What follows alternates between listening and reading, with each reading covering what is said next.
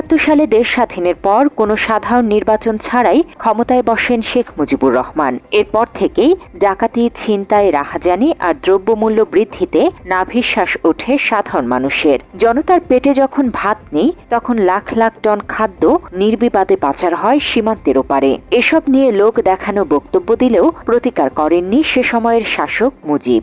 কয়েকটা চোরাকারবারি, মুনাফাখোর, ঘুষখোর দেশের সম্পদ বাইরে বাইর করে দিয়ে আসে, জিনিসের দাম গুদাম করে মানুষকে না খাওয়া মানে উৎখাত করতে হবে বাংলার বুকের থেকে এদের। মূলত স্বাধীনতার পর শাসকদের ব্যাপক দুর্নীতি আর মুজিবের দুঃশাসনের কারণে সৃষ্টি হয় ৭৪-এর দুর্ভিক্ষ। আর ওই দুর্ভিক্ষে খাদ্যের আশায় এভাবেই রিলিফের বস্তার দিকে তাকিয়েছিল এই শিশু।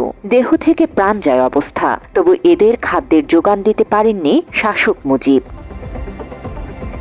৭৪-এর ওই দুর্ভিক্ষে শুধু ঢাকাতেই প্রতি ঘন্টায় ৩ থেকে ৪ জন লোক মারা যেতে থাকে অনাহারে। অন্ন, বস্ত্র কিংবা মাথা গোজার ঠাঁই ছিল না কোথাও। কোটি কোটি মানুষ ছিল ক্ষতিগ্রস্ত ও বাস্তুহারা। অবস্থা এতটাই বেগতিক ছিল যে বমি খেয়েও বাঁচার চেষ্টা করেছে মানুষ। এ বিষয়ে আন্তর্জাতিক একটি সংবাদ মাধ্যমের এক সাংবাদিক সাক্ষাৎকারে মুজিবকে প্রশ্ন করেন, মানুষ ঘাস পাতা খেয়ে বেঁচে আছে, এমন কেন হবে? এই প্রশ্নের উত্তরে মুজিব বলেন, কিছু কিছু জায়গায় এরকম হতে পারে, তবে সব জায়গায় লঙ্গরখানা আছে। We have no food. We're not getting it from anywhere. Quite close to Dhaka. Why should this be so? You see, that is some of the places this happens, but we have our open, free kitchen everywhere. The people are welcome to come there. And they have come. সে সময়ে সরকারি হিসেবে বলা হয় ২৭,০০০ মানুষ মারা গেছে দুর্ভিক্ষে। তবে বিভিন্ন গবেষণা থেকে জানা যায় ওই দুর্ভিক্ষে ৪০ লাখের মতো মানুষ মারা যায়। না খেয়ে মানুষ মারা যাওয়ার সঠিক তথ্য অস্বীকার করেন Sheikh Mujib. We have already declared in the parliament that around 27,000 people have died by starvation and by disease. We have not hid anything from anybody. It's a fact, natural calamities. দুর্নীতিবাজ আওয়ামী লীগারদের সৃষ্ট এই দুর্ভিক্ষকে প্রাকৃতিক দুর্যোগ বলে চালিয়ে দেওয়ার পাশাপাশি মানুষ খাদ্য পাচ্ছে না এমন তথ্যকেও মিথ্যা হিসেবে উল্লেখ করেন Mujib. Many people, perhaps tens of thousands of people, are simply not getting food in this country. It's not correct. Then 27,000 people could not even die. The people expected that few millions people will die. But we have fought it.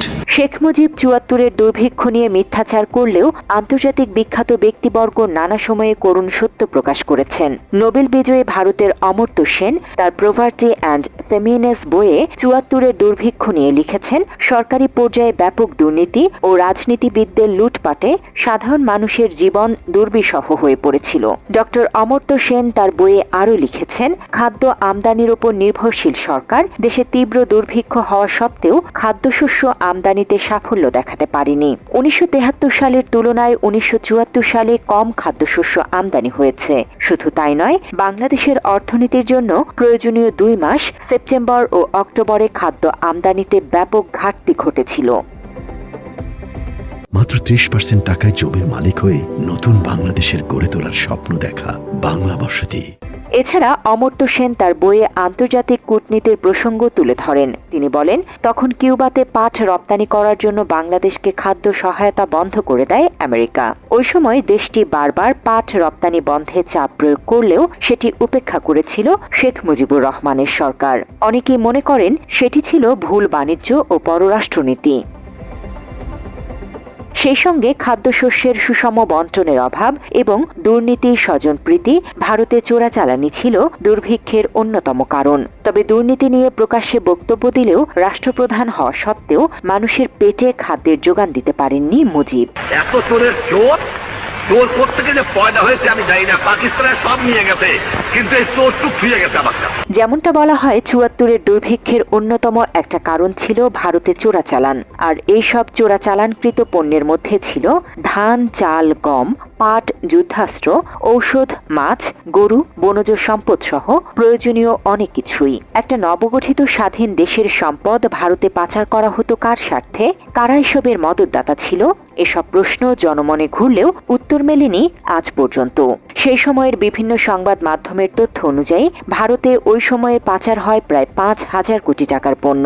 ফলে আফসোস করে বিশেষজ্ঞরা বলতেন, চোখের সামনে চাল পাট পাচার হয়ে যায় সীমান্তের ওপারে, আর বাংলার অসহায় মানুষ ভিক্ষার ঝুলি নিয়ে ঘোরে বিশ্বের দ্বারে দ্বারে।